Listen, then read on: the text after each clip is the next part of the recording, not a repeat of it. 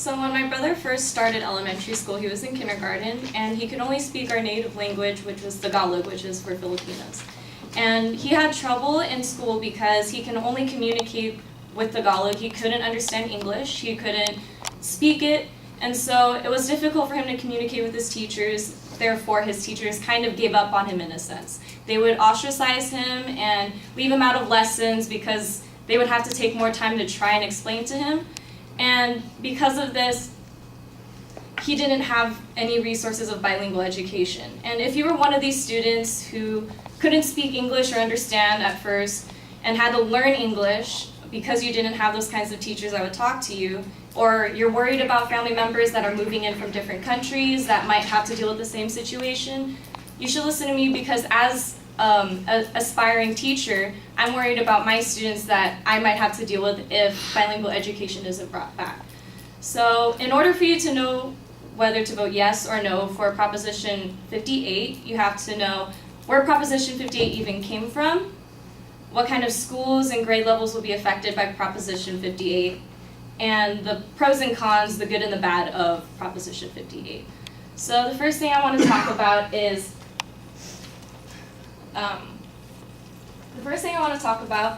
where Proposition 58 even came from. In 1998, the state of California passed the law Proposition 227, which took out bilingual education. They took out the teachers that were able to communicate with these students in their native language in order for them to be as proficient as their fellow classmates that were in English-only speaking classes.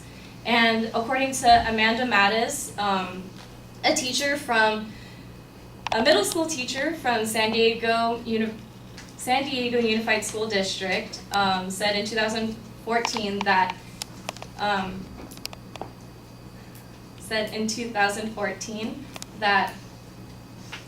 students were to be placed in English-speaking only classes in order for them to learn English.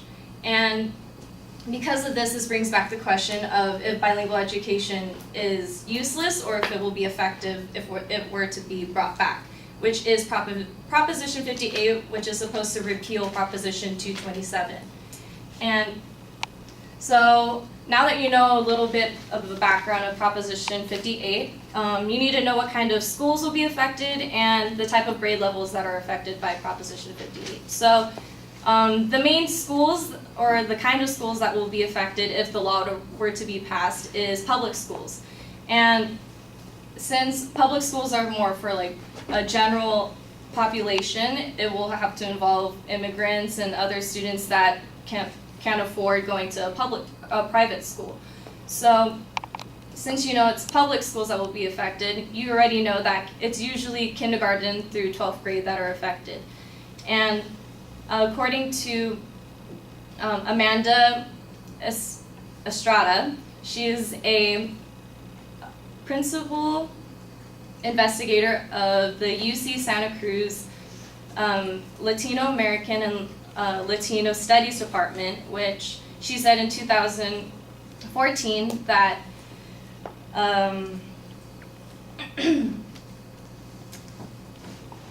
she said that students,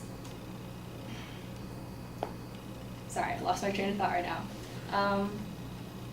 She said that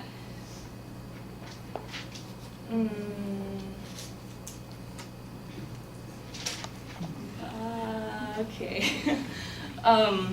Well, basically she said that the CST scores of second graders reveal the lack of proficiency in how these students are learning English, because their CST scores were so low that it shows that these students at this young age should be absorbing all of this information, but in result, based on their test scores, they're not understanding anything. So since you know what Proposition 58 is and what kind of schools and grade levels are affected by this, now I want to talk to you about the pros and cons if it were to be passed, if you voted yes or no. So the pros of it is, or like the good things of Proposition 58 is it will allow school districts to provide bilingual teachers and the proper resources and materials for these students. So they'll be able to have their own teacher to talk to them in their language. the proper textbooks for them to understand, and all of that jazz. And so the cause of this is not all school districts have the money to provide these kinds of resources and teachers for these students. And that's the main concern for this proposition, is that it will take out money from other programs in the schools, other kinds of financial needs that the school might have or the school districts will have in order to pay for all of these kinds of materials and resources for these students.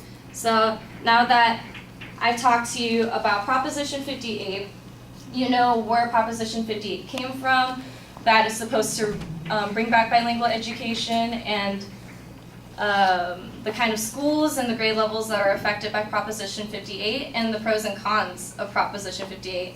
I hope that you take into account what my brother went through, how he was supposed to be in a bilingual education class, but because the state of California did not have that resource for him, he was struggling in his own education. So it's up to you to vote yes or no on November 8th, and thank you for listening to me.